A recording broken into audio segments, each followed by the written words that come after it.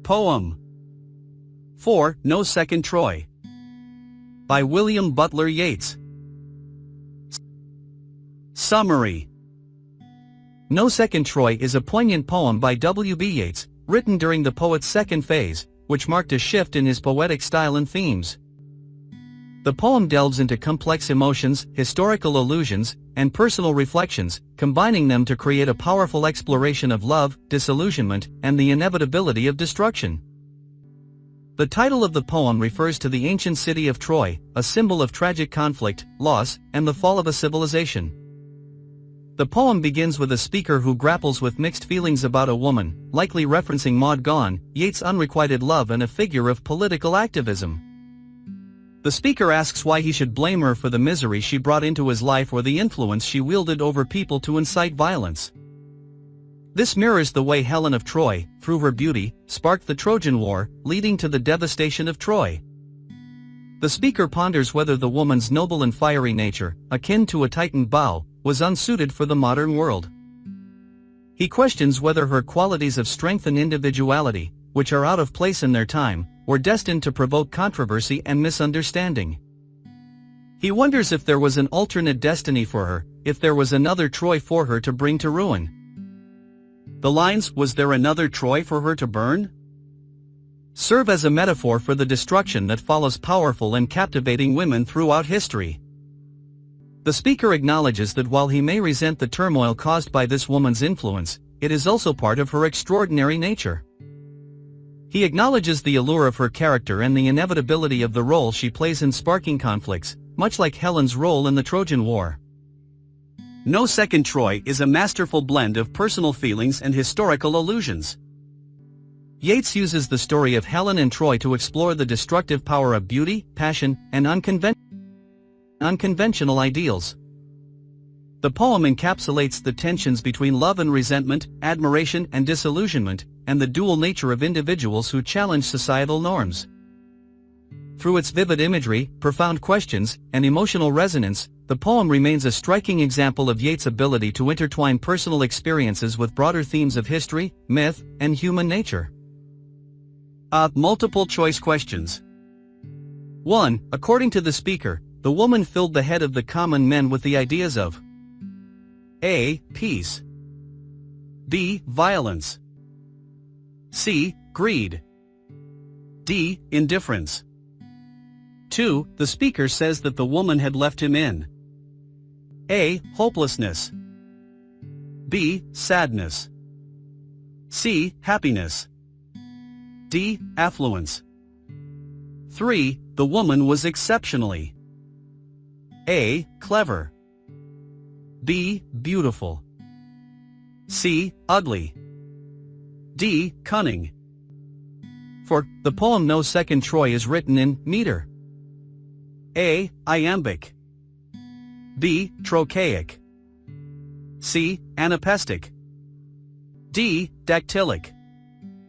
5. In the poem Troy has been used as A. A metaphor, B. A symbol, C. An allusion, D. An anachronism. Extra MCQs. 1. No Second Troy was written during which phase of W.B. Yeats' poetic journey?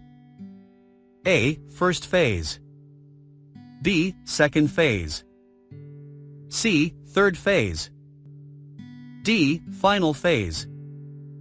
2. What is the main theme explored in No Second Troy? A. Nature's beauty, B. Political activism, C. Love and disillusionment, D. Historical battles. 3. The title No Second Troy refers to which ancient city? A. Athens, B. Rome, C. Sparta, D. Troy. 4. Who is the likely inspiration for the woman mentioned in the poem? A. Maud Gonne, B. Helen of Troy, C. Yeats' mother, D. An unknown figure. 5. The speaker of the poem questions why he should blame the woman for what? A. Causing happiness, B. Bringing peace, C. Spreading joy, D. Inflicting misery. 6. What historical event is referenced to parallel the woman's influence? A. The American Revolution. B. The French Revolution. C. The Trojan War. D. World War I. 7. The woman's qualities are compared to what in the poem? A. A storm. B. A flame. C. A river. D. A mountain. 8. The speaker wonders if the woman's nature is suited for what type of world? A. Modern. B. Ancient. C. Futuristic. D. Medieval. 9. The phrase "was there another Troy for her to burn?" is used as a metaphor for what? A. Love's destruction. B. Political upheaval. C. Historical conflicts. D. Personal achievement. 10. The poem suggests that the woman's influence might lead to what outcome? A. Unity and peace. B. Calm and serenity. C. Destruction and conflict. D. Progress and innovation. 11. What emotion does the speaker feel towards the woman's influence? A. Admiration. B. Indifference. C. Joy. D. Resentment. 12. What does the woman's noble and fiery nature resemble in the poem? A. A candle. B. A bow. C. A flower. D. A river. 13. What societal norm does the woman challenge, similar to Helen of Troy? A. Gender roles. B. Political systems. C. Economic structures. D. Religious beliefs. 14. The poem No Second Troy is described as a blend of what elements? A. Music and dance. B. Comedy and tragedy. C. Personal experiences and historical references. D. Mythology and science fiction. 15. The poem explores the tensions between which pairs of concepts? A. Love and hate. B. Hope and despair. C. Unity and division. D. Wealth and poverty. B. Short questions. 1. Who does the speaker blame for his miserable condition and why? In No Second Troy, the speaker does not explicitly blame anyone for his miserable condition. Instead, he reflects upon the impact of a woman's influence, likely Maud Gonne, on his life and the broader world. The speaker grapples with complex emotions, avoiding direct blame and instead contemplating the woman's role in shaping events. The speaker acknowledges that the woman's actions have led to misery, but he also acknowledges her potential for inspiring passion and violence among people. He questions whether it is fair to hold her accountable for inciting intense emotions or if her qualities are a reflection of the tumultuous times they live in. Ultimately, the poem focuses more on the consequences of the woman's influence rather than placing explicit blame on her. The speaker's reflections delve into the nature of conflict, the power of beauty, and the intertwining of personal and historical narratives. Thus, the speaker's contemplation encompasses a nuanced exploration of the complexities of love, power, and their potential impact on individuals and society, rather than assigning direct blame. 2. According to the speaker, how did the woman play with the emotion of poor people? According to the speaker in No Second Troy, the woman, likely referencing Maud Gonne, played with the emotions of poor people by influencing and inciting them towards violent and intense actions. The speaker suggests that she taught ignorant men most violent ways and would have encouraged them to take bold actions if they had the courage to do so. This implies that the woman had the ability to sway the emotions and actions of those less privileged or informed, potentially leading them towards tumultuous paths. The speaker's portrayal of the woman as a figure who could manipulate the sentiments of the common people underscores her powerful and captivating nature.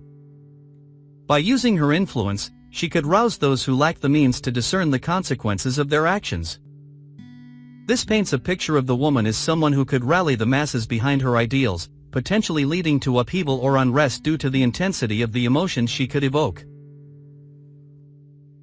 In this way, the speaker suggests that the woman's impact on those less fortunate was significant, emphasizing her ability to incite strong reactions and shape events.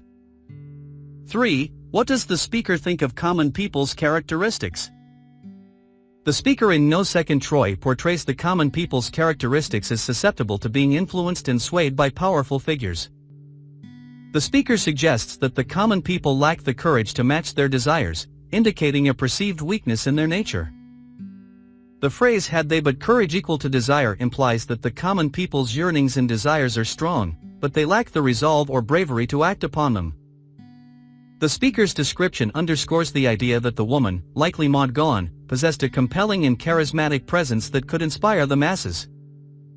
By pointing out the disparity between desire and action, the speaker indirectly comments on the common people's vulnerability to external influences, particularly from individuals who possess the ability to stoke their passions. The speaker's reflection on the common people's characteristics sheds light on the dynamics of power, influence, and the potential for manipulation. The portrayal reveals a sense of the common people's susceptibility to being swayed by those who possess the charisma and strength to guide their emotions and actions. 4. Where does the poet bring the analogy of the Trojan War for the first time in the poem? The poet introduces the analogy of the Trojan War for the first time in the poem No Second Troy with the lines. The speaker asks why he should blame her. That she would of late have taught to ignorant men most violent ways.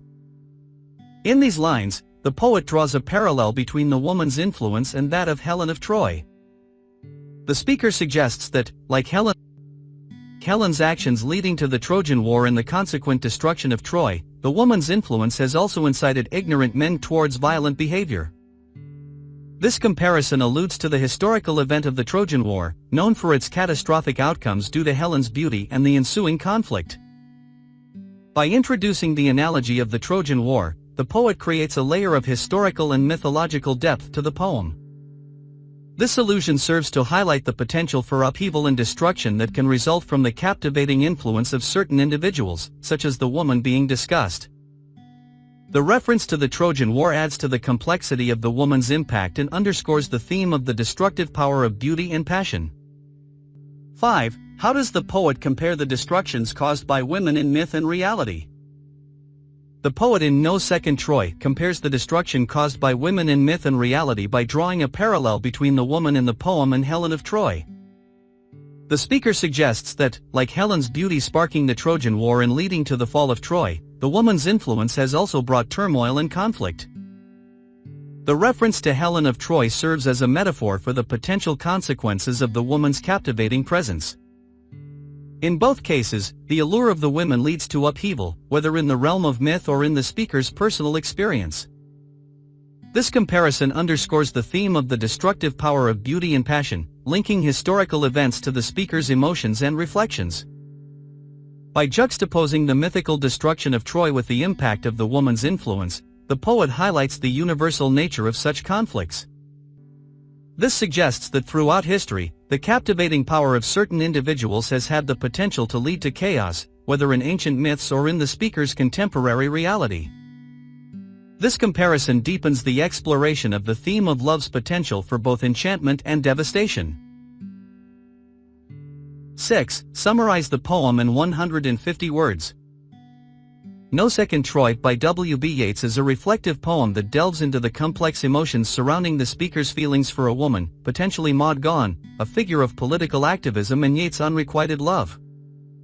The poem draws parallels between the woman's influence and the mythological figure of Helen of Troy, known for sparking the Trojan War and the city's destruction. The speaker grapples with mixed feelings about the woman, acknowledging her ability to incite intense emotions, potentially leading to violence. The poem explores the tensions between admiration and resentment, beauty and destruction. Through vivid language and historical allusions, the poem delves into the theme of the destructive power of passion, drawing connections between historical events and personal experiences. The title No Second Troy reflects the idea that the woman's influence and allure mirror the turmoil and conflicts associated with mythological Troy, suggesting that powerful individuals have the potential to shape history and emotions in profound and sometimes destructive ways. C. Long questions. 1. Analyze the tone of the poem.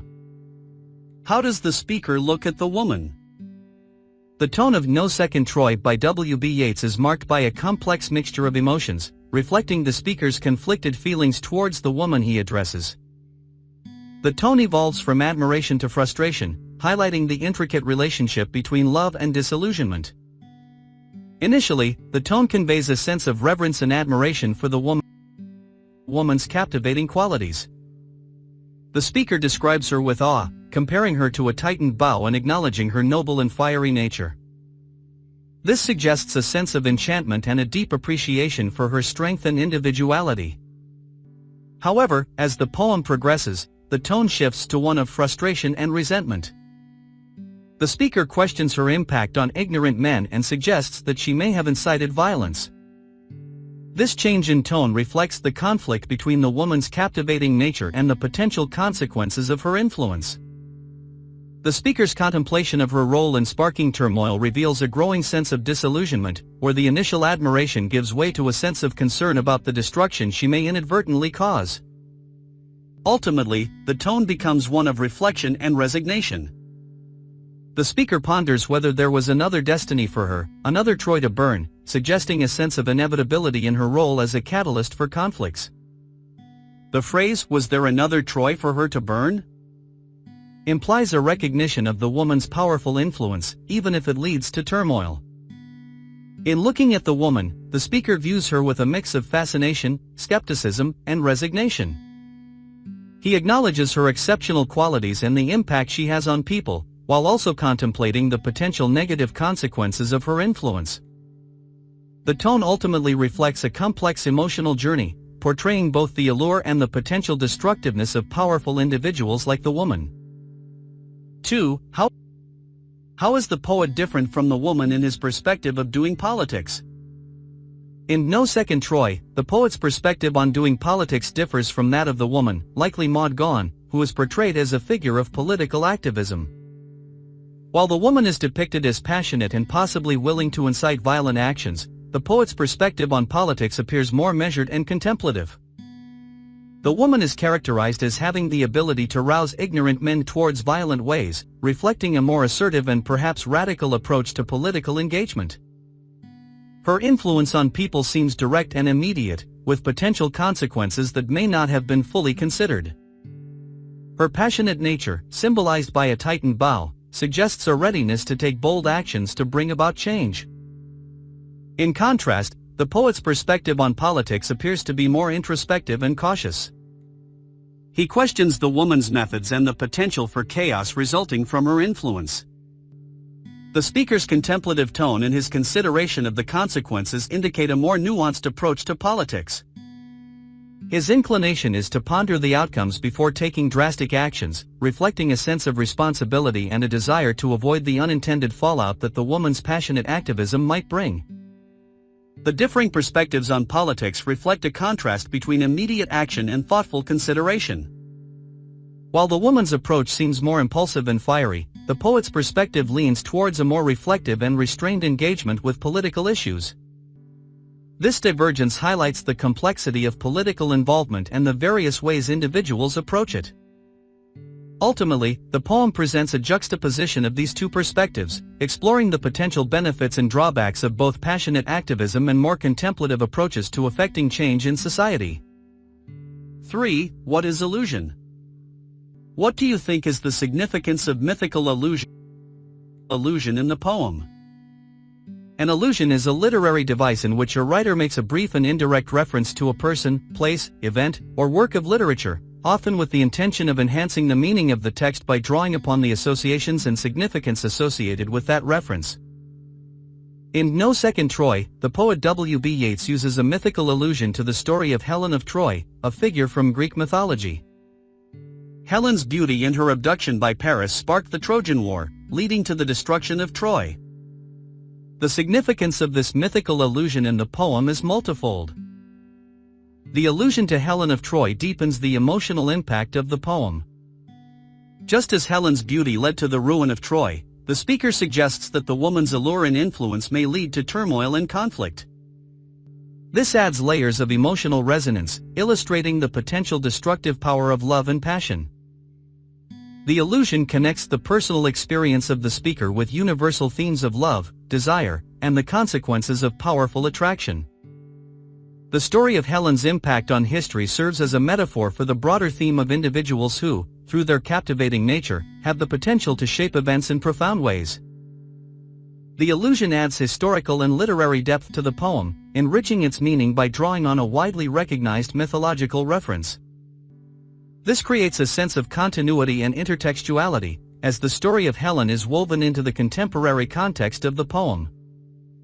The allusion underscores the complexity of love and its ability to inspire both admiration and destruction. By comparing the woman's influence to that of Helen, the poem explores the intricate balance between the enchanting qualities of love and the potential for turmoil. The mythical allusion to Helen of Troy and No Second Troy deepens the emotional impact of the poem, connects personal experiences to universal themes, adds historical and literary depth, and highlights the complex nature of love's allure and potential for destruction. It enhances the poem's resonance and invites readers to consider the parallels between personal emotions and timeless mythological narratives. 4. The poet gives instances of two beautiful women who have caused death and destruction. Give two more examples from history or fiction and describe how their beauty became the cause of war and disaster. Helen of Troy, legendary beauty, triggered Trojan War. Her abduction by Paris sparked conflict, leading to the fall of Troy. Symbolizes allure's potential for devastation in Greek mythology. And Maud Gonne, Irish activist and muse to Yeats, embodied beauty and political fervor. Unrequited love inspired Yeats' poetry, symbolizing passion and societal change. Such two more examples from history and fiction where the beauty of women became the cause of war and disaster are Cleopatra and Mata Hari. Cleopatra, the last ruler of ancient Egypt, was renowned for her beauty and charisma. Her romantic relationships with Julius Caesar and Mark Antony led to significant political ramifications. Her relationships with these Roman leaders fueled tensions between Rome and other powers of the time. The rivalry and conflicts stemming from her affairs contributed to the downfall of both Antony and Cleopatra themselves. The Battle of Actium, fought between Antony's forces and those of Octavian, later Emperor Augustus, ultimately resulted in the defeat of Antony and Cleopatra. Their deaths marked the end of the Ptolemaic dynasty and Egypt's transition to Roman rule. Mata Hari, a Dutch exotic dancer and alleged spy during World War I, is another example where beauty became intertwined with espionage and disaster. She used her charm and attractiveness to gain favor among influential men, and her relationships led to suspicions of espionage on behalf of Germany. Though her actual involvement in espionage remains debated, her allure and seductive persona contributed to the intrigue surrounding her. She was ultimately accused of being a double agent and was executed by the French in 1917. Her story exemplifies how beauty and manipulation can intersect with espionage and international conflicts. These examples emphasize the recurring theme in history and fiction where the allure of beautiful women has been linked to power struggles, conflict, and destruction. Such instances highlight the potency of physical attraction and charisma in shaping historical events and human behavior, often leading to catastrophic outcomes. They underscore the complexities of human nature and the intricate interplay between personal appeal, politics, and the broader consequences of actions driven by attraction. Best of luck.